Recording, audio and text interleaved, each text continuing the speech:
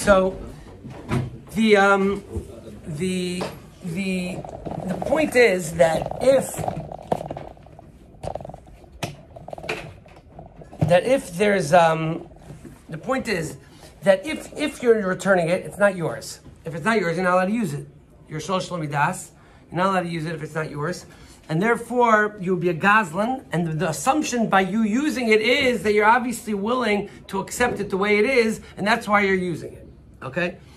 Not really, yeah. What? I'm using it because right now it's the best I have, and I really don't want to keep it. So shlosh midas at worst. Okay, so the okimta is that instead of being shlosh midas, you're probably rather a. I plan on returning it. It's not really what I want. I wouldn't have paid for it. So but now I'm stuck. I would exactly. Use it for a few days. So you're stuck. So you steal someone's thing. If you're stuck, you're obviously planning on keep. So I'm willing to accept it the way it is, rather than be a ganif. For 3 days. No, not for 3 days. So let's say you wouldn't have bought it, and someone's thing was sitting here, and you were desperate for one. Would you use it? No, because you don't. Usually Yidden don't steal other people's things, and therefore. I'm not saying you're allowed to do it. I'm saying at worst it's just a shlosh midas. No, so you're not on and you planned on keeping it varaya, and therefore you're Michael. That's the point. Because people don't use things which are not there. So therefore, Chazal are going to say that Mistami is planning on keeping it rather than being a gazlan. And Rav Moshe Feinstein writes in the Dibris that even if he says I am a gazlan, ain't all the Meismatzah Rasha, and we don't believe him. We say a Yid wants to be a kosher, and he's planning on keeping it. He would rather buy it and not be gazlan. The rabbi who spoke, who made the example about his sister with the blouse that had kerosene smell on it, wasn't that a little bit? Oh, hold on. Let's get to one case at a time. Let's get to fundamentals, and then we'll get to case by case. Would it make a nafkin whether it was used?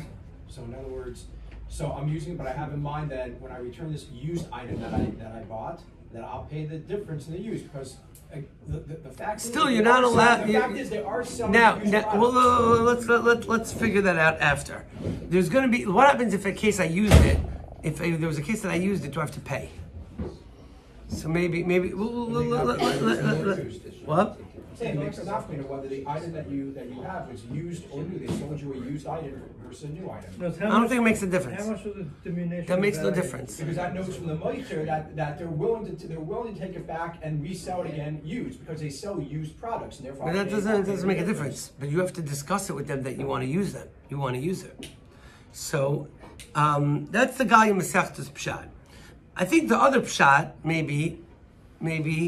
There's another pshat, l'chayra. It's not spoken out so clear, but l'chayra, the other pshat is that if you're using the item that has a mum in it, then clearly that mum doesn't bother you that much. Clearly that mum doesn't bother me. The point is I bought an electronic thing and it doesn't have a certain feature that I thought it had. Okay, now you start using it anyway. So look, at lechatchila, I would have gotten it with that feature. L'maisa, it doesn't have that feature. All right, no. I'm using it, it's doing fine for me. So clearly, I'm okay with the item without that feature. And therefore, the halacha is that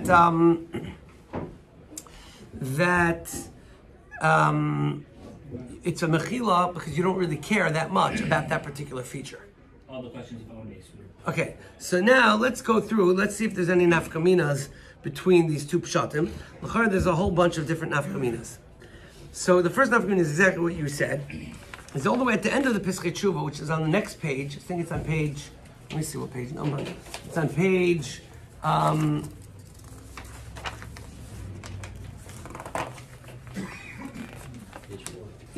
page 4. Page 4 on the Piskei Tshuva on the bottom right column. It's underlined over there. It says, Oidnir lenias daiti. Deishli stapik tuva biker den zed, dem nishtamish ima koine, hu meha hamoinim va'amei haaretz. She'enem yoidim klal, midin im nishtamish boy. First question, what if you don't know this halacha?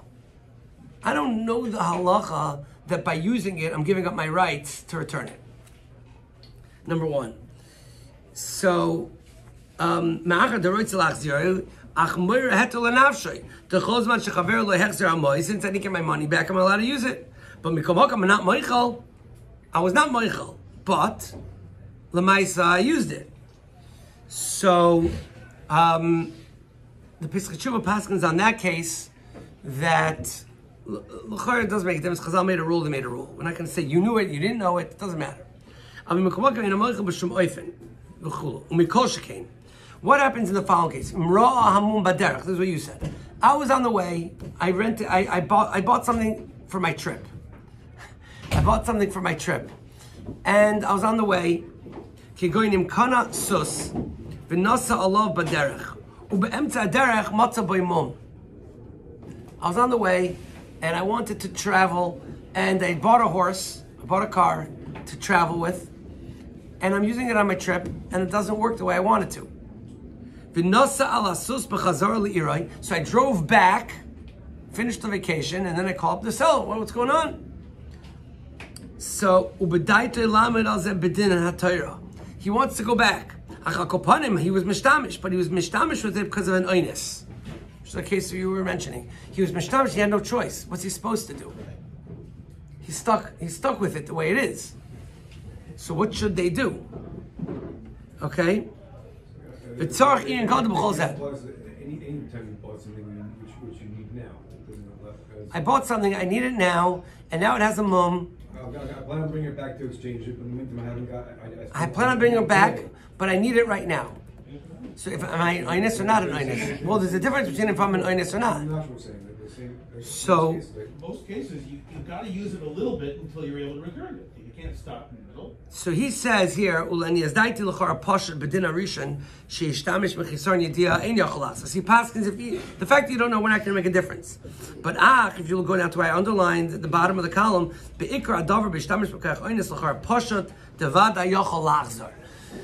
it's an oinus, you want to paskin that yochel lachzer boy, that he could be chayzer, and that's kind of what you're saying, okay? Now, Rav, now let's think about the logic. If the svar is mechila, how do we explain the svar? Obviously, the mum doesn't bother you that much because you're willing to use it without them. You're willing to use it even though it has the mum.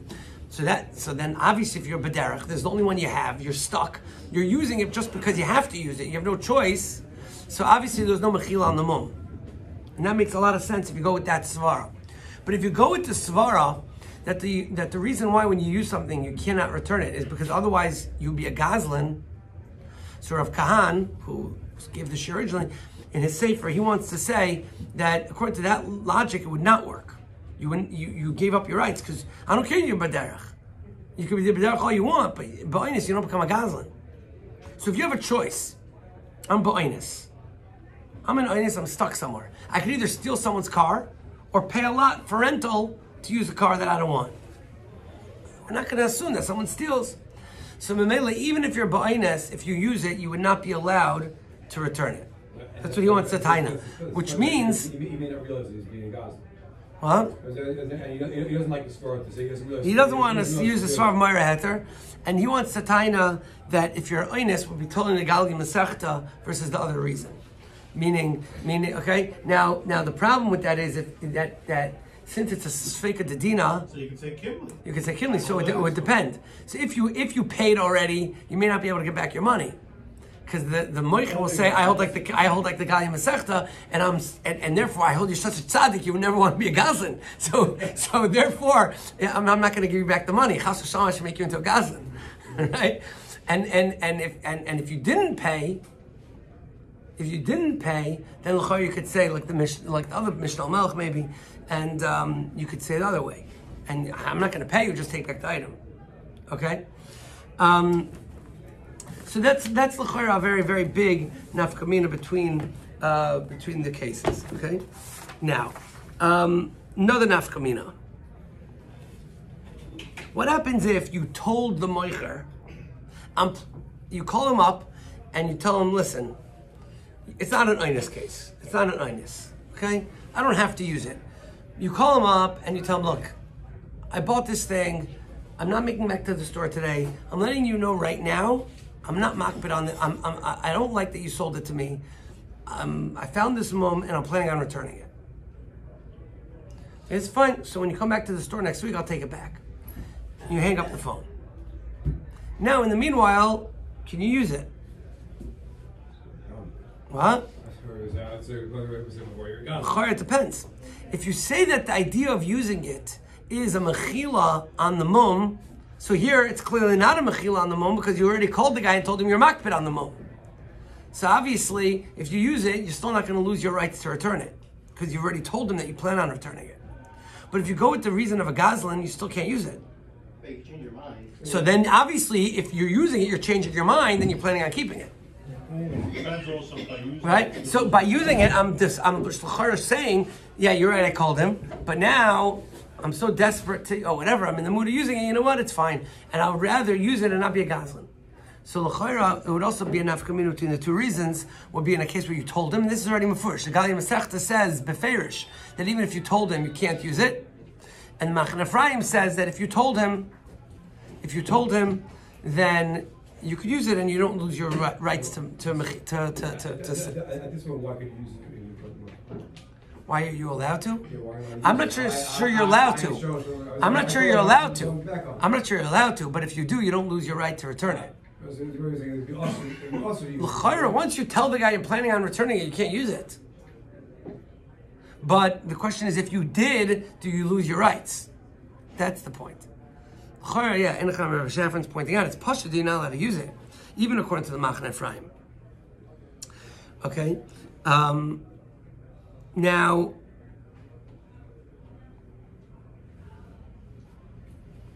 there could be another nafkamina, or at least we could bring it. I don't know if it's a nafkamina, but we have to speak it out in both svaras. One case is, what if it's a mum, which is such a big mum that it loses any value to the seller? In other words, what's the seller going to do with this?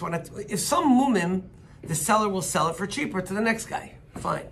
But sometimes it just doesn't have any value to the seller. So l'chayra, in that case, you're allowed to use it according to both reasons. Number one, it's not a gzela because the seller's not makbid. And number two, it's not a mechila because there's no way to be meichel it. Because I'm clearly not meichel, it's something which is not really usable. So therefore, clearly there's no umdana on mechila in such a case. It's not usable, so what do you use it? I'm using it, but it's not sellable. You can't sell it like that. No one's going to buy. If someone's looking for this type of phone, they're not going to buy it without that feature. It just doesn't make sense. It's not really sellable. It's sellable as a recorder. It's like you can't use it. You can't use the phone, but I could use it as a recorder. No one's buying it as that, right? So it doesn't really have much value to the seller at that point. So, memela, it could be that in such a case, like both shitas, if you use it, you would not lose your rights to return it because it's such a what? Who says that? I saw that in the Sefer Piskei Tshuvis Achashim Mishpat says that, and he says that it's true according to both reasons. I think. Now, there's a very interesting exception to the rule of Ishtamshus. It's brought in the Piskei Tshuva, but it becomes more alive in the Tshuva Igros Moshe. Igros Moshe has a nice Tshuva about this. Here, the Tshuva is a case. It was written back in Russia. Ruvain sold Dogim l'Shimon. Shimon lives in Slutsk. Yeah, I thought the only person who lives in Slutsk was Rabbi Kollel, but okay. So apparently they sold the fish over there. So there was a fish salesman in Slutsk, and he bought fish from this guy Ruvain, and he got the fish, and the fish was low quality fish, makul kolim. So he didn't know what to do because he clearly wanted to return the fish, but he was concerned that by the time he returned the fish to Ruvain, it would be totally not sellable. So it was a lower grade fish. It was on its way out. He couldn't sell it in his own store. But what he figured was he'll sell it quickly, wholesale or whatever, he'll sell it quickly at a lower price. And then he'll go back and say, look, just give me the difference. So he made a sale item, buy one, get one free, whatever. Quickly sold all these fish. And he called up the guy and said, I did a grace tova for you. I got rid of your fish. So just, at half price, just send me back half the money. And the guy says, what do you mean? It says in Shulchan Aruch that if you use the item, it's mekach tois. You lost your right to mekach tois. You sold it. So first of all, you used them for selling. Second of all, if you didn't like it, you should have returned them to me. Well, what are you selling it for? So he says, no, but if I would have returned it to you, by the time I got it back to you, then I was concerned that they would get spoiled completely. Hadin im mi. Does the seller have to give back half the money, or does the buyer have to swallow it because he didn't let him know? What? It's a shalos aveda for the seller. Yeah. So Mila Nesivus Paskins, and Ramosha brings the Nesivus, basically, that his das was to return it. Once he returns it, it's not his anymore. Now it's the seller's. Now you become a shomer aveda. You're a shomer. It means that you're guarding his thing. The halacha is, if I was watching, if a shomer aveda is permitted to protect the owner from further loss, even if he's going to sell it without permission. So your thing is going bad, and I'm watching it for you. I'm allowed to sell it for you, at least protect your loss. So since I already decided I was returning it. It's back. It belongs to the owner now. It belongs to the seller. As a shomer aveda, he has permission to sell it. Memela, he sold it as a shliach of the seller, and the buyer has right now to demand back half the money. So Moshe's psak in Chosh Mishpach Chelik Beis Siman Chosh Mishpach Chelik Beis Siman Chaf Aleph Ois Yud. So that's how Igros Moshe paskins that shaila. So that would be a limitation to the din of shimush. That shimush would not be considered a mechila in a case where fakir, what your shimush is really doing is protecting him from further loss. Okay. A wholesaler could claim that he wasn't given the opportunity to go back to his wholesaler also then. Whereas if he didn't Okay, so this is a case. I really wanted to, as I was preparing, so I came across that shaila, and then I couldn't find now where. So I have to get back to it next time. But the shaila that he's asking is that we spoke out that there's no statute of limitations on this. But what happens if, because the buyer waited so long, now the seller lost his chance to do whatever he could have done with the item? Not because it went bad, but because he has an agreement with his seller that he can't go back to him for more than... He has an agreement with his wholesaler. The retailer has a deal with the wholesaler that he can only return defected items for 2 weeks. So now he sold it. He doesn't have that deal with the buyers. The buyer comes back and says, I found a mum. When did you find it? Well, I found it right away, but I didn't bother telling you for a month. And it says, Shulchan Aruch, I can come back to you after a month. Yeah, but if you would have come to me right away, I could have gone back to my person. So you were goying me a loss by not coming back to me. So I saw someone talk about it. I don't have the source right now. Is that his cheshbon? It's not his cheshbon. What agreements he has with a Rabbi Forsheimer has a whole tshuva on this. If it's a groma, but maybe it's more than a groma. Maybe b'chi gavna. If it's just a groma, you're potter. So he has a whole tshuva on it. It's a long tshuva, and I get to finish reading how he passes it. So I want to go back to it. But Rabbi Forsheimer has a tshuva on this case. There's a real case like that. So, but by the way, there is one limitation to the time, or there is a certain type of mechila, which is based on the Sma in Yud. The Sma says in Yud, says,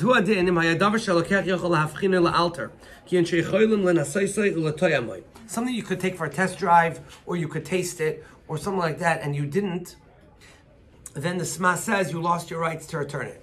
Now everyone says what the Sma means is you could have tested it out before.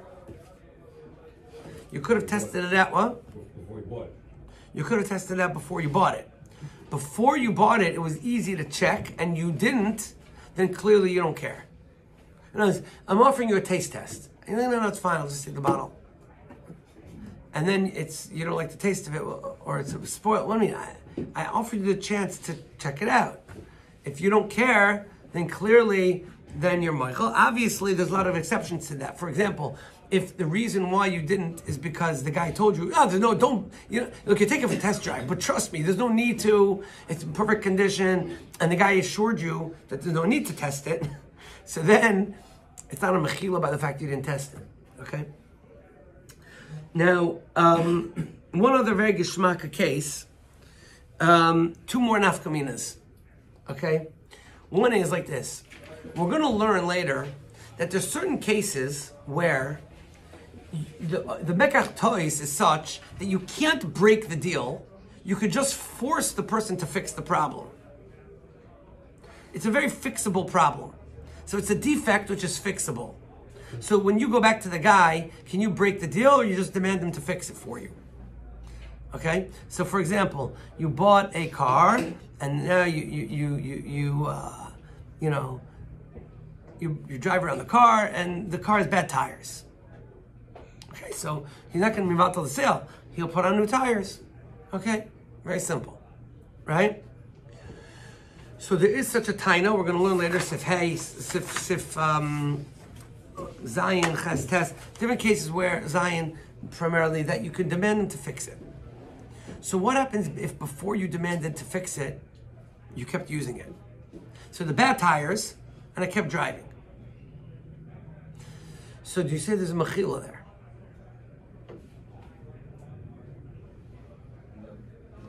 What?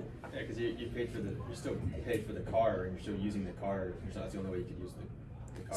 So let's go like this, one step at a time. If you go with the Galia Masechta that you're Gazlan, then in this case it's clearly not a mechila because you're not planning on returning the item. So the item is yours, so you're clearly allowed to use it. You're allowed to use it. So there's no mechila. So according to him, for sure there's no mechila. The question is according to the other pshat. The other pshat is that there's a mechila on the mum itself. If it really bothered you that much, why are you using it? The answer is, what? It's drivable. It's drivable. And I'm not moichelet. I just didn't get around to telling you, probably. So, l'chora, in that case, the Minchas Yitzchak says that l'chora there's no mechila on something that you're planning on keeping, and the time is to fix it, not to demand bittul on the sale. If it's a bittul on the sale, you should go right away and ask for the bittul on the sale. But if you're going to demand them to fix it, you can demand them to fix it even if you've used the item. Other nafkamina is like this. What happens if you were paisheya and you basically damaged his item? You basically damaged it. You found out the mum, you realized there was a mum, and then you damaged it. So the halach is you got to pay for the damage. Okay. But I don't want to pay for the damage. I want to, that's not the issue. The shaila is that the seller says, look, you saw that it was a mum, you didn't come back to me, then you damaged it. Clearly you treated it like it was your own. If you were planning on returning it, you wouldn't have damaged it. So, l'chora, this is a nafkamina between the Galia Masechta and the other pshat. If you say the reason why when you use something it's mechila, because otherwise you'd be a ganev, so if you damage something after you realize there's a mum, so you'd be a mazik. So it's the same thing. So l'chora, you'd rather own it and not be a mazik. So, l'chora, if you damaged it on purpose after you realized, you lost your right to return it. But according to the other pshat, damaging it is not a raya that I don't care about the mum. So I can still return it, I just have to pay him for the hezek. And the this comes up in Sif Yudal. If your tire damage, it wasn't on purpose. You got to do a car accident, your tire damage. Yeah, but there you use the item in the normal way. I'm not talking about that. I'm talking about you used it in an abnormal way. You did something which is crazy. And because of that, you damaged it. So, l'chara, it depends on these two pshatim. If you use it in the normal way, then even according to the Galia Masechta, you used it before the mum or after. I'm talking about after. Okay. So I'm not talking about use. After you found the mum, you were mazik it, l'chara would depend on these two pshatim if you lost your rights to mechila. By the way, if you do use it in a way that's not mevatel your rights, for example, you used it ba'oinus. You used it ba'oinus and we're going with the pshat that you could still return it, you have to pay for the use. loss to the owner. So that gets into Zenen of Zilach and if it's Kaimel Agra, it's complicated. Most things, there's wear and tear. A common thing, you know. Like, let's say this table, there's no wear and tear for using a table for an extra day or two. Right. So if you pay for the use, if the use is very cheap, then there's nothing to pay for. But if you pay for a car, so there's a value. You use the car for 2 days. There's a value to using a car, right? I mean, it's a marketable item. You could rent it. So you can rent tables also. So something which is a marketable item that has a market. It's called kaimi la'agra, and it could be that you could charge them for that. So it could be that even if you won't be mavatal the rights by using it, you would still have to pay for the use. Okay, next week there's not going to be a share, but we'll continue the week after. Question. It's before Purim or Pesach.